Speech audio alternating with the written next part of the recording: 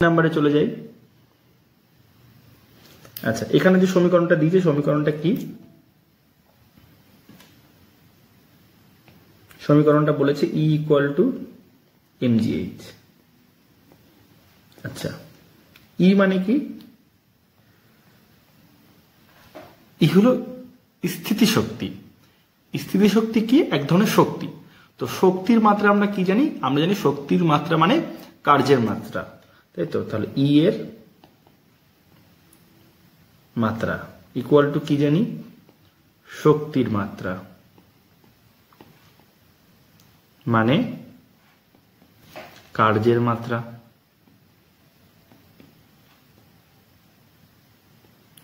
কার্যের মাত্রা মানে কার্য মানে কি? বল ইন্টু সরণ, বল গুণ সরণ। তাহলে বলের মাত্রা গুণ সরণের মাত্রা।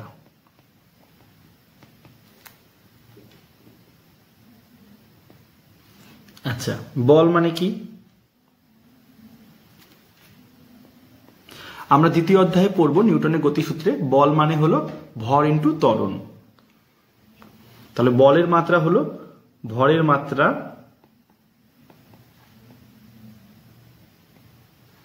গুণ ভর ইন্টু ত্বরণের মাত্রা।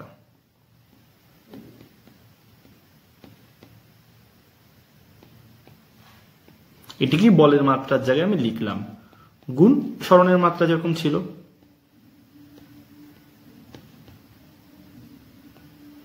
আচ্ছা, ভরের মাত্রা আমরা কি জানি? এম।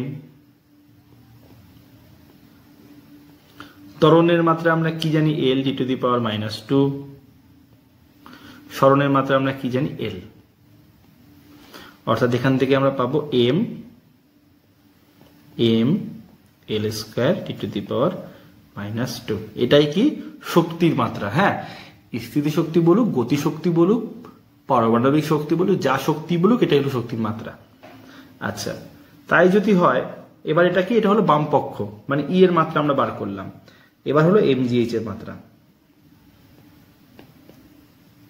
mgh এর মাত্রা কি? m এর মাত্রা গুণ g এর মাত্রা গুণ h এর মাত্রা। m এর মাত্রা গুণ g এর মাত্রা গুণ h এর মাত্রা। তাহলে m এর মাত্রা কি? m কি? বস্তুর ভর, অর্থাৎ m এর মাত্রা হলো ক্যাপিটাল M। এরকম ভাবে কিন্তু লিখবে না, হ্যাঁ, এরকম ভাবে লিখবে না। এখানে কিন্তু পুরো লিখবে m এর মাত্রা গুণ g এর মাত্রা গুণ h এর মাত্রা। আমি জাস্ট অঙ্ক করার জন্য দেখাচ্ছি। g কি?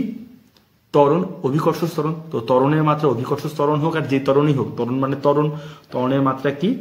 L(10⁻²) ইন্টু h মানে উচ্চতা। উচ্চতা কি? একটা দৈর্ঘ্য। দৈর্ঘ্যের মাত্রা কি? তাহলে L ইকুয়াল টু কি থাকছে? m L²(10⁻²). অর্থাৎ সমীকরণের বামপক্ষের প্রতিটি পদের মাত্রা, এখানে বামপক্ষের একটি পদ, অর্থাৎ বামপক্ষের মাত্রা ইকুয়াল টু ডান পক্ষের মাত্রা। তাহলে আমরা বলতে পারি সমীকরণটি অ্যাটলিস্ট মাত্রাগতভাবে নির্ভুল। ঠিক আছে? আচ্ছা।